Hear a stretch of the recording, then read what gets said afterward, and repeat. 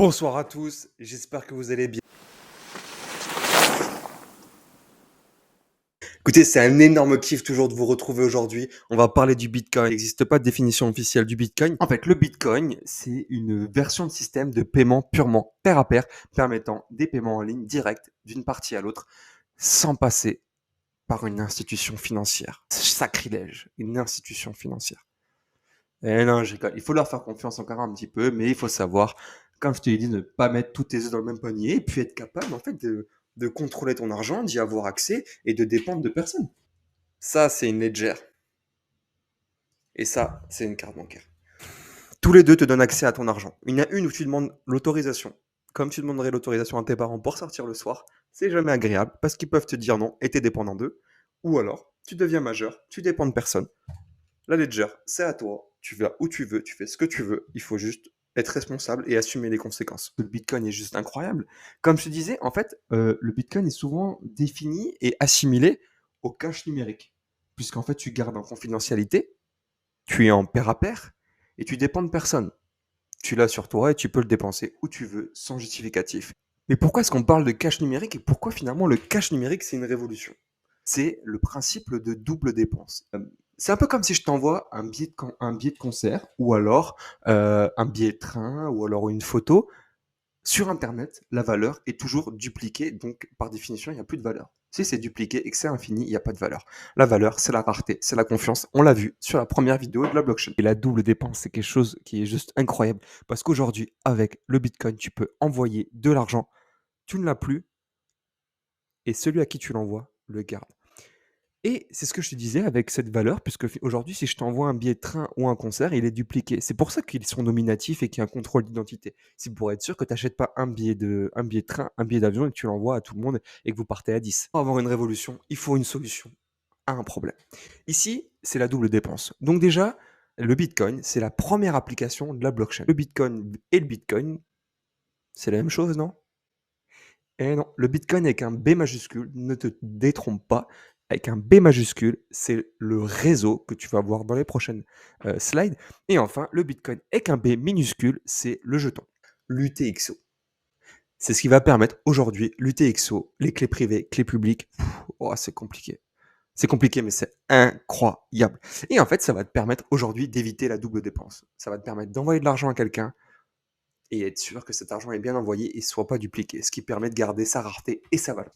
Et le coup de génie qu'il a eu, c'était en fait d'avoir une solution révolutionnaire technologiquement, mais la rendre viable économiquement. Avant 1970, un dollar imprimé correspondait à de l'or sécurisé et baqué. Aujourd'hui, le dollar n'est fondé en fait sur rien. C'est-à-dire que ça coûte strictement rien, donc il n'y a aucune valeur ajoutée à l'impression du dollar, mais une valeur incroyable sur les marchés parce qu'on lui fait confiance. Fiduciaire, du latin, confiance. Et enfin, je reviens à ce coup de génie qu'il a eu, c'est que le minage, en fait, tu es récompensé en Bitcoin quand tu sécurises et que tu valides les transactions, donc les blocs, sur le réseau Bitcoin. Et pour avoir une décentralisation, il y a des coûts d'électricité. Ces coûts d'électricité te permettent, en fait, c'est pour ça qu'on dit preuve de travail sur le Bitcoin, puisqu'en fait, on résout une équation, cette équation consomme de l'électricité, et le fait de consommer de l'électricité, ça permet de gagner en décentralisation, puisque ça coûte de l'argent. Créer un Bitcoin, du coup, ça a un vrai coût. Et donc, ça permet de ne pas laisser quelqu'un s'emparer de la maximum du réseau. Puisqu'aujourd'hui, le réseau Bitcoin représente quasiment 150 000 ordinateurs, ce qu'on appelle dans le jargon des nœuds. Et le fait de récompenser en Bitcoin, en fait, ça donne un intérêt commun à tous les mineurs. Ce qui est incroyable, puisqu'en fait, aucun mineur et aucune personne qui participe à la sécurité du réseau n'a d'intérêt à ce que le Bitcoin soit piraté ou soit tronqué, puisqu'en fait, c'est son propre argent qui va être dévalué. Histoire de la monnaie, et ça, je pense que c'est hyper important parce que pour comprendre un petit peu l'intérêt du Bitcoin, l'idée de cette vidéo, ça va être de vous donner l'ensemble des paramètres de la monnaie, rêver, un peu idéal. Et après, je vous laisserai choisir entre tous ces types de monnaies qu'il existe. À vous de choisir pour vous laquelle correspond le mieux en fait au contexte actuel et économique. Historiquement, en fait, c'était d'abord le troc. C'était un peu compliqué puisqu'il fallait que le temps passé sur ce qu'on produisait était équivalent à ce qu'on échangeait. Sachant qu'aujourd'hui, parfois, c'était aussi lourd, fallait le transporter. C'était pas évident, mais en tout cas, c'est de là qu'est né les premiers échanges via le troc. Ensuite, il y a eu le sel. Il y a eu le sel, et c'est pour ça qu'on dit salaire aujourd'hui, parce qu'on payait les guerriers avec du sel. Ensuite, il y a eu les épices. Les épices, c'était hyper intéressant parce qu'en fait, ça commençait à remplir les premiers paramètres d'une monnaie, qu'elle soit divisible, transportable et rare. Ensuite, il y a eu l'or. L'or, c'est le consensus social qui a été mis parce qu'il y a une valeur rareté. Donc, l'or a été pendant longtemps une grosse monnaie d'échange, mais c'est assez compliqué de se promener. Il y avait aussi un problème de sécurité puisqu'on pouvait se faire voler. Donc, il y a les banques qui ont commencé à naître en proposant de sécuriser les lingots d'or. Et pour ça, en fait, ils te gardaient l'or à la banque, ils te donnaient un papier qui attestait en fait tes fonds, et c'est ce papier-là que tu allais échanger avec les gens en disant, écoute, moi j'ai tant et tant d'or, je te donne ce papier, tu peux le récupérer à la banque. Ensuite, pour simplifier les choses, donc les banques ont vu un petit peu le marché et se sont dit, OK, ce titre de propriété de l'or, on va le remplacer par des billets. Donc le dollar, c'est lui qui a pris un peu l'hégémonie, qui aujourd'hui, c'est la monnaie mondiale, et c'est la seule monnaie qui avait le droit d'être échangée contre de l'or. Puisqu'en fait, chaque dollar imprimé, les États-Unis s'engageaient à avoir la même quantité en or. Et puis en 1970, jour au lendemain, c'était Nixon, il dit OK, c'est terminé, vous nous faites confiance, et c'est cette confiance qui donnera de la valeur à notre billet. Notre billet ne coûtera strictement rien, il n'y aura aucune valeur ajoutée, mais ça mène à la censure, puisqu'aujourd'hui, il y a des États qui ne peuvent pas travailler ensemble parce que les États-Unis ne veulent pas. Les États-Unis ont censuré l'Iran, donc l'Iran ne peut rien faire avec le dollar. Donc le dollar a un État, les États-Unis, donc des intérêts. Vous commencez à comprendre un petit peu le cheminement. Et enfin arrivent les crypto-monnaies. Le Bitcoin, qui est rare, qui est incensurable, puisque personne ne peut l'arrêter, ni même son fondateur. Il est rare, il est incensurable, mais il est traçable. Et surtout, il n'y a pas d'État Bitcoin. Donc, il y a une certaine valeur universelle. Bon, j'ai pas envie de donner mon avis sur le Bitcoin, c'est à vous de la faire avec les différents paramètres. Donc, on va enchaîner sur la seconde slide. Une monnaie idéale. Voilà, ça va vous aider aussi à réfléchir. Une monnaie idéale, elle doit être rare. L'or était rare, le Bitcoin était rare, le dollar, on imprime des milliers chaque seconde, donc je vous laisse faire le calcul. Il doit être transportable, parce que si vous allez à l'autre bout du monde et que vous voulez amener votre argent, il faut que ce soit quand même simple. Divisible, tous les pièces. Il faut qu'il soit incensurable, que personne ne peut vous bloquer. Vous pouvez acheter ce que vous voulez. Vous êtes maître de votre destin. Confidentialité, c'est-à-dire qu'il y a un minimum de sécurité, de confidentialité. Ça ne veut pas dire anonyme, comme beaucoup de gens vont dire oui, blanchiment, etc. Confidentialité, c'est juste respect de la vie publique, vie privée en fait. Puisqu'aujourd'hui, nous, on est en Europe, on a une démocratie, mais regardez dans certains États où on est en dictature, vous n'avez pas forcément envie qu'on puisse remonter à vos dépenses, à un parti politique, et que vous quand même avoir un minimum de respect de la vie privée. C'est simplement ça. Ensuite, la décentralisation, ça permet en fait d'avoir des intérêts communs et d'éviter toute source de corruption. Corruption. Corruption. On y est. Enfin, le consensus, c'est-à-dire que tout le monde fait confiance et l'a accepté. Et enfin, universel. Il est accepté partout. Il n'y a pas il n'y a pas d'État derrière qui va guider ça. Vous imaginez une monnaie, vous pouvez dans le monde entier, pas de frais de change, pas des petits lutins qui n'arrêtent pas de vous prendre des frais entre les banques qui se mettent d'accord, les frais de change, et lui, il n'est pas compatible, et lui, le pays langue. Non, ça y est. Chacun fait un peu. Il est universel. Incroyable. Donc voilà, vous avez pour moi 8 paramètres hyper importants. Mais à quoi sert une monnaie? On va vraiment dans l'histoire de la monnaie. Je vous ai dit, je vais parler du Bitcoin un petit peu et je vais donner quelques détails. Mais d'abord, j'aimerais vous donner vraiment les paramètres d'une monnaie. Comme ça, vous pouvez vous-même comprendre. Et je pense que c'est ça le cheminement à faire. Donc, la monnaie, elle a 3 grandes fonctions. Elle doit déjà être un intermédiaire d'échange. Je vais faire mes courses, j'ai besoin d'essence, j'ai besoin de me loger, j'ai besoin de partir en vacances. Avec mon téléphone, avec ce bout de papier, avec cet échange, voilà, j'ai un intermédiaire d'échange du temps que j'ai passé parce que pour avoir de l'argent, normalement, il y a du temps qui a été passé parce qu'on a un travail, on bosse quelque part et puis on a du coup une valeur qu'on peut échanger. Ensuite, c'est une unité de compte. Voilà, c'est une valeur compta, tout simplement. Et enfin, c'est une réserve de valeur puisqu'au moins on peut le stocker et on n'est pas obligé de dépenser tout ce qu'on a gagné tout de suite. C'est une réserve, c'est une sécurité qu'on peut utiliser en temps voulu. Ah oui, là on arrive sur un sujet sensible, hein, puisque c'est ce que tout le monde dit, et à juste titre ou pas. Je vous laisserai faire votre avis, on n'est pas là pour juger. Je vous donne des paramètres, je vous laisse réfléchir. Puisque le Bitcoin est limité à 21 millions, l'or, pareil, a une limite. C'est une ressource finie et définie. Enfin, le peer-to-peer, c'est-à-dire qu'on peut l'échanger de main à main, en toute confiance, sans intermédiaire. Si demain j'ai des lingots d'or, je peux très bien aller acheter une voiture, dire au gars: «Écoute, moi je te donne un lingot d'or contre ta maison et je demande rien à personne». C'est universel, c'est de l'or. Le bitcoin, c'est pareil, c'est universel. Je peux te dire: «Écoute, je t'envoie un bitcoin, là dans 10 minutes, tu le reçois, on prend un café tous les 2, tu l'as, on fait les papiers». La confidentialité.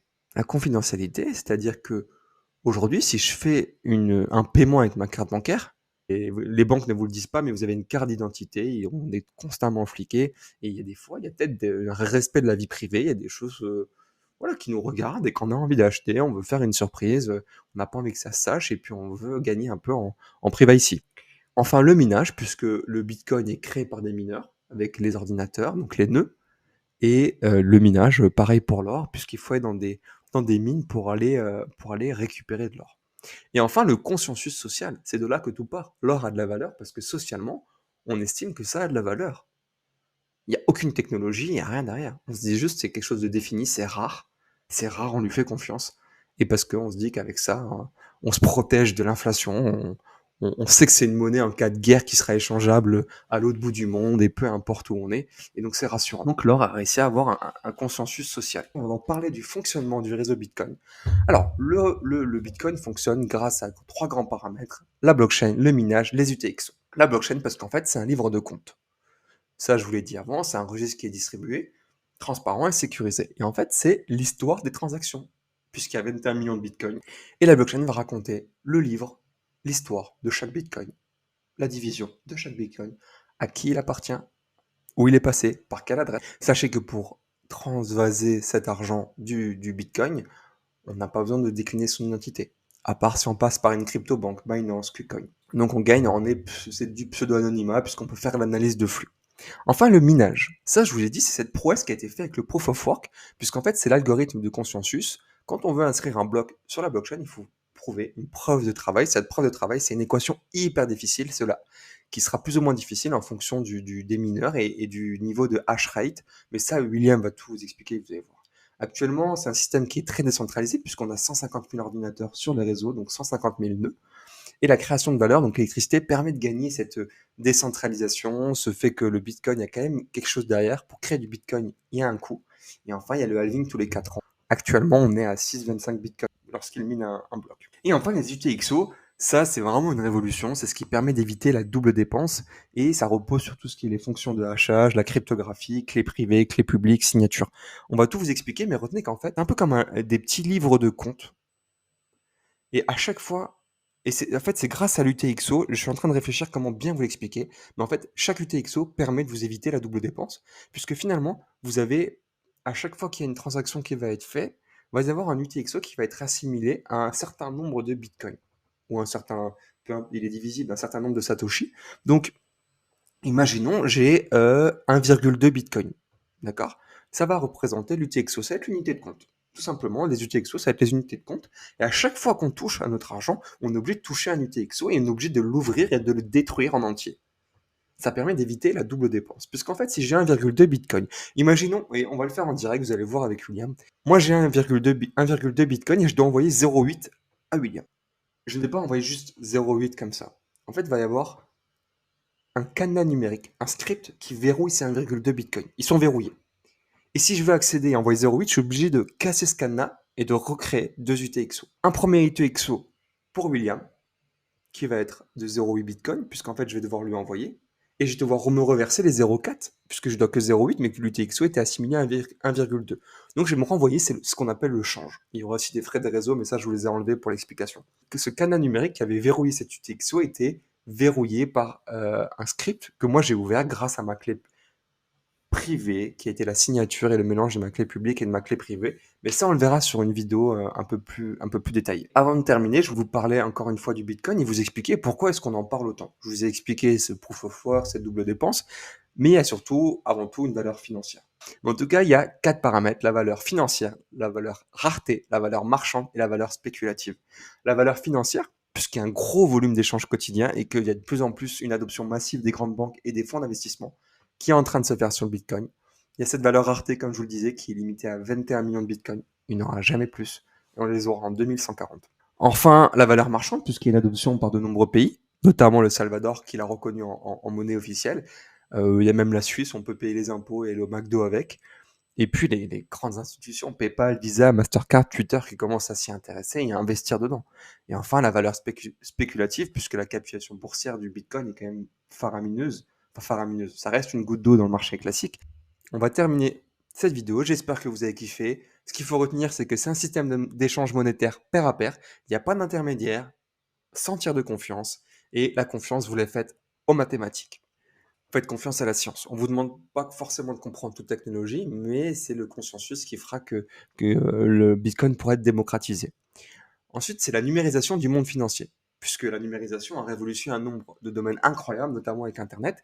Et le système financier, c'est un peu le seul domaine qui n'a pas connu sa révolution numérique.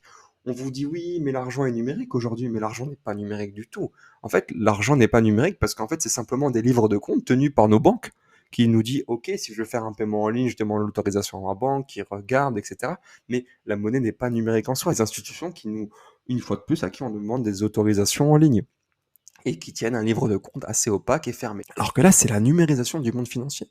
La double dépense était assurée par les banques qui disaient OK, il l'a pas, il l'envoie, il le supprime de son compte. Mais là, sans institution, on a une monnaie qui est universelle, sans identité étatique et surtout qui permet de dépenser de l'argent sur Internet sans demander l'autorisation à qui que ce soit. La solution économique au problème technologique avec le proof of work. On a parlé aussi de la décentralisation, de la sécurité, de la transparence, le fait que le Bitcoin il est incensurable, mais il est traçable par flux. Ça, on le reverra un peu plus tard. Et donc le Bitcoin, est-ce le futur or numérique? J'aimerais bien répondre à cette question, mais j'ai pas de boule de cristal, personne ne sait. Tout ce que je peux vous dire, c'est que c'est une technologie qui est incroyable. On y croit. Chacun est responsable de ses investissements. C'est pour ça que je pense la meilleure et le meilleur conseil que je peux vous donner, c'est n'investissez jamais dans quelque chose que vous ne comprenez pas. Je vous l'ai déjà dit avant, dans la dernière vidéo, faites-vous confiance. Comprenez un minimum ce que vous faites. Travaillez votre psychologie. Pour moi, la psychologie, c'est hyper important. Bitcoin, futur or numérique. Je vous laisserai méditer, je vous laisserai répondre à cette question avec tous les paramètres que je vous ai donnés là un petit peu. Attendez encore la vidéo de William, je parle beaucoup de lui, vous avez hâte de le rencontrer. Donc les avantages du Bitcoin sur l'or, c'est qu'il est transportable, divisible et il s'échange facilement. Et enfin, les enjeux, parce que l'or a, lui, créé son consensus social, le Bitcoin pas encore. Mais si le Bitcoin arrive au même consensus social que l'or, je vous laisse déduire ce qui pourrait se passer. Je vous fais plein de bisous, c'était un énorme kiff.